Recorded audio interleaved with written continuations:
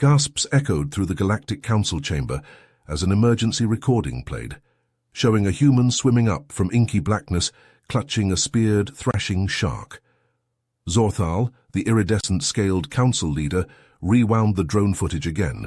He whispered to his aide, mandibles clicking anxiously. On the view screen loomed the blue-green marble of Earth, a planet with gravity, temperatures, and predators that should make large fauna impossible. Yet there strode humans, naked apes who built cities and swam oceans. More than that, they treated this lethal planet as a playground, climbing jagged cliffs, diving into crevasses, flinging themselves from aircraft as a hobby. The Galactic Council had classified Earth as a death world, a hellscape where no civilization could rise. If humans ever went interstellar, if they weren't crushed under their own reckless curiosity, they might shred the delicate peace of 10,000 systems. As chitters and shouts rose to an anxious roar, Zorthal rapped his gavel with a sharp crack. If humans survived long enough for first contact, what other miracles were they capable of? Kreltar's heart raced as his ship hurtled through the void of space. The weight of his mission pressed down on him like a physical force. He had been chosen to make first contact with the humans, a species that defied all logic and reason. How could they survive on a planet that was classified as a death world? How could they build cities and civilizations when their world was filled with predators that could easily kill them? These questions swirled through Kreltar's mind as he landed his ship in a remote area of Earth. He activated the cloaking device, confident that his advanced technology would keep him hidden from the primitive humans. But within hours of landing, he heard the sound of vehicles approaching. He checked his sensors and saw that his ship was surrounded by human military forces. "Impossible," Kreltar muttered to himself. "How could they have detected us so quickly?" His question was answered when a voice boomed over a loudspeaker. "Attention, alien vessel. We have you surrounded. Exit your ship and surrender peacefully, or we will open fire." Kreltar's mind raced. He had expected to have more time to observe the humans before making contact, but now he had no choice. He activated his ship's external speakers and replied, "I am Kreltar, ambassador of the Galactic Council. I come in peace." There was a moment of silence. Then the human voice responded, "We don't care who you are. Exit your ship now, or we will breach the hull and drag you out." Kreltar sighed. He had hoped to avoid a confrontation, but it seemed the humans were not interested in diplomacy. He gathered his small delegation and exited the ship, his hands raised in a gesture of surrender. The humans surrounded them immediately, their weapons trained on the aliens. Kreltar tried to remain calm, but he couldn't help but notice the primitive nature of their firearms. How could such simple weapons pose a threat to his advanced technology? The humans escorted Kreltar and his delegation to a nearby military base. They were separated and placed in interrogation rooms. Kreltar found himself face to face with a human who introduced himself as General Riggs. "So you're the leader of this little invasion force?" Riggs asked, his tone dripping with sarcasm. "I assure you, General, we come in peace," Kreltar replied. "We merely wish to establish diplomatic relations with your species." Riggs laughed. "You expect us to believe that? You land your ship on our planet without permission, using some kind of cloaking device to hide from our sensors. That doesn't sound very peaceful to me." Kreltar tried to explain the nature of his mission, but Riggs wasn't interested. He demanded to know the location of the Galactic Council and the capabilities of their technology. Kreltar refused to answer, citing diplomatic protocols. The interrogation went on for hours. Riggs grew increasingly frustrated with Kreltar's evasive answers. At one point, he slammed his fist on the table and shouted, "Enough of this bullshit. You're going to tell us what we want to know, or we'll start getting creative with our interrogation techniques." Kreltar's eyes widened. He had heard rumors of the humans' brutal tactics, but he had never expected to experience them firsthand. He tried to remain calm, but he couldn't help but wonder what horrors awaited him if he didn't cooperate. Zorthal paced back and forth in the council chamber, his iridescent scales reflecting the dim light. It had been days since they had last heard from Kreltar, and the council was growing increasingly concerned. "We should have heard something by now," Zorthal muttered, his mandibles clicking together nervously. "Kreltar is one of our most experienced diplomats. He wouldn't just go silent like this." The other council members murmured in agreement, their own worry evident in their body language. Some shifted uncomfortably in their seats, while others tapped their claws on the table anxiously. "Perhaps we should send a rescue mission," one council member suggested, his voice trembling slightly. "If the humans have captured Kreltar and his delegation, we need to get them out of there." "And risk starting a war with a species we know nothing about?" another council member countered, shaking her head. "We can't afford to be reckless. We need more information before we make any decisions."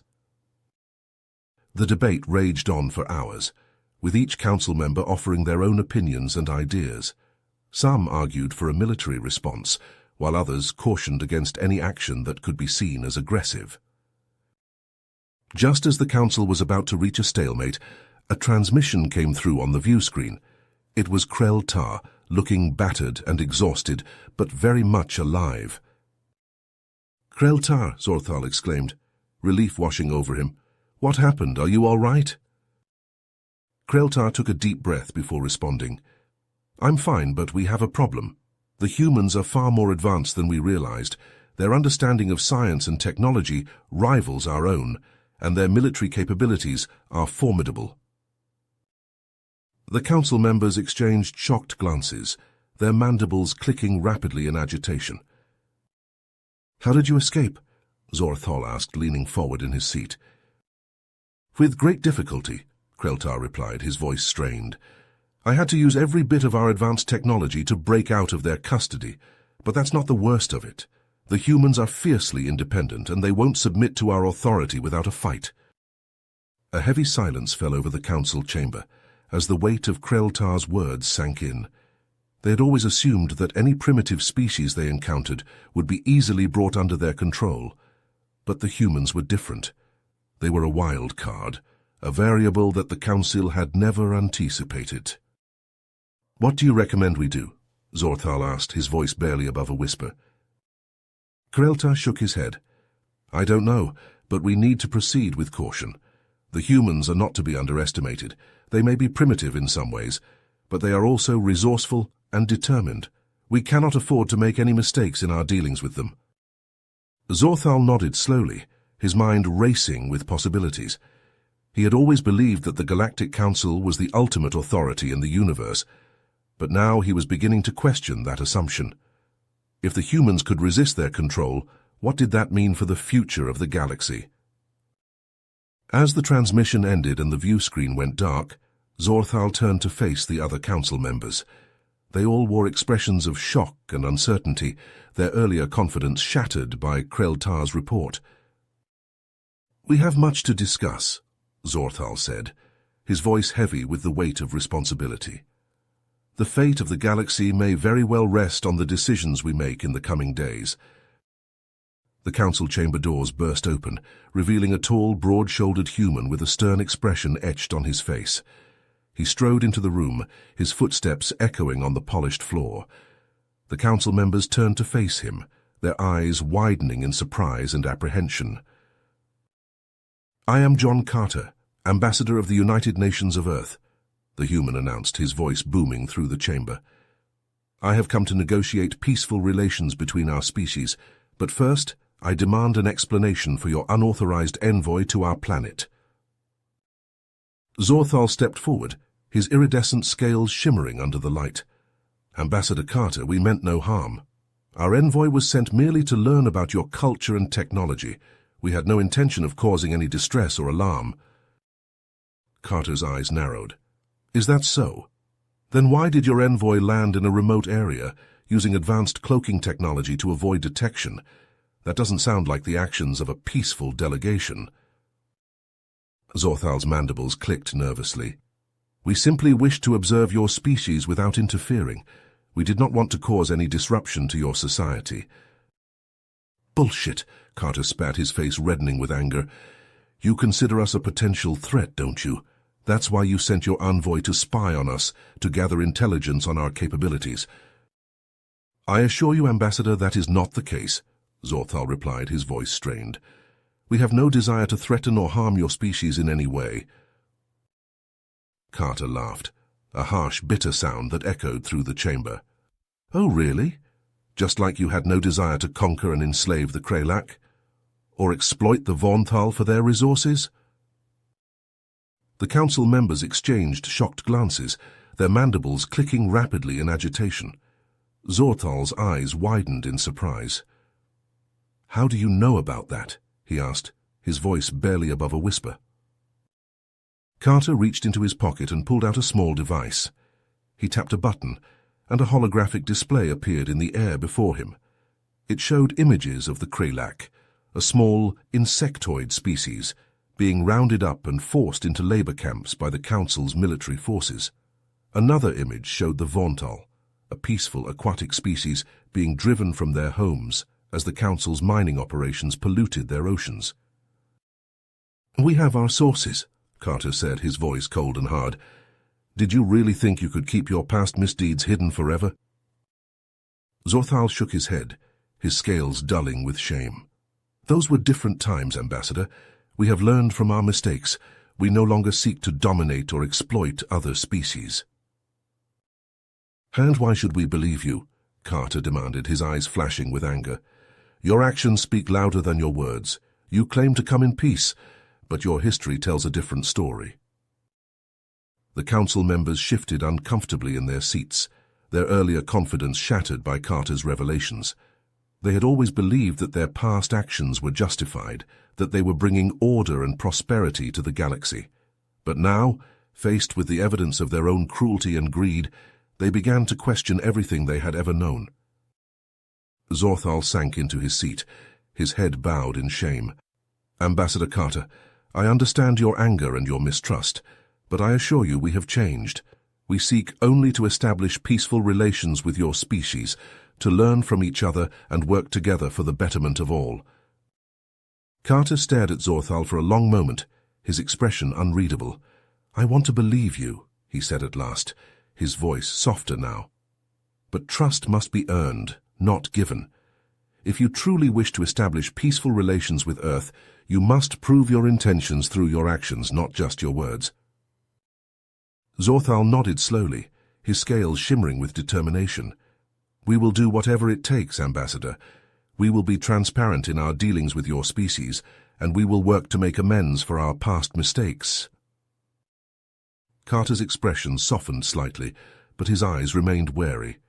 I will hold you to that promise, Councillor Zorthal. The future of our relationship depends on it. The view screen on the Council's space station flickered, then filled with the image of a grotesque, insectoid face. Zorthal recoiled in his seat. He recognized the species immediately. Zorgons. Their exoskeletons gleamed a sickly green, their compound eyes glittering with malice. Councillors of the Galactic Federation, the Zorgon hissed, its mandibles clicking together rapidly. Your reign of tyranny ends today. We, the Zorgon Empire, will seize control of this galaxy and reshape it in our image. Before Zorthal could respond, the space station shuddered violently. Alarms blared as the lighting flickered and died, plunging the council chamber into darkness.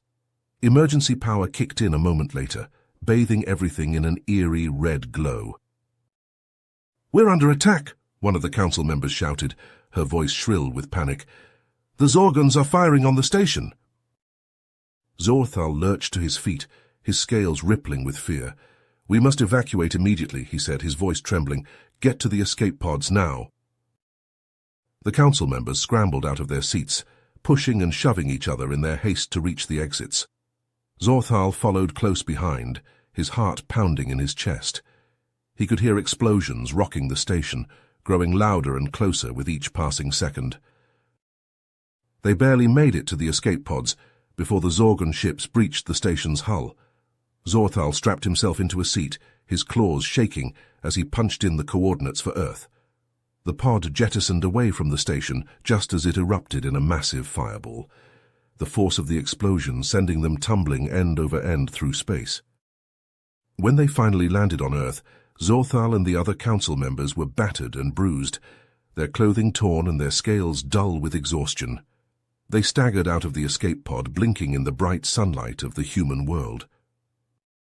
A team of human soldiers surrounded them almost immediately, their weapons trained on the council members. Zorthal raised his hands in surrender, his voice weak and raspy as he spoke. "Please," he said, his eyes pleading, "we need your help. The Zorgons have attacked our station and they won't stop until they've conquered the entire galaxy." The soldiers exchanged glances, their expressions wary. One of them spoke into a communication device, his words too low for Zorthal to hear. A few moments later, a familiar figure emerged from a nearby building. Ambassador Carter. Carter strode towards them, his face set in a grim expression. He stopped a few feet away from Zorthal, his arms crossed over his chest. "Give me one good reason why we should help you," he said, his voice cold. "After everything your council has done, why should we risk our lives to save you?" Zorthal swallowed hard, his throat dry. "Because the Zorgons are a threat to all of us," he said, his voice growing stronger. "They won't stop with the council. They'll conquer every planet in the galaxy, enslaving or destroying anyone who stands in their way." Carter stared at him for a long moment, his expression unreadable. Finally, he let out a long sigh and uncrossed his arms. "You're right," he said, his voice heavy.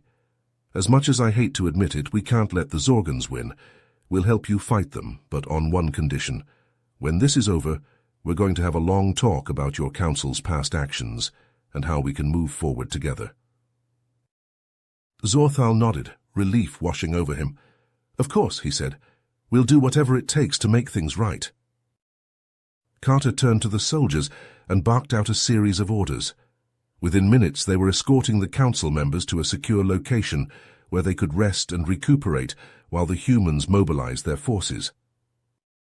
As Zorthal sat in a small, sterile room, he couldn't help but feel a sense of hope. The humans were fierce and unpredictable, but they were also brave and compassionate.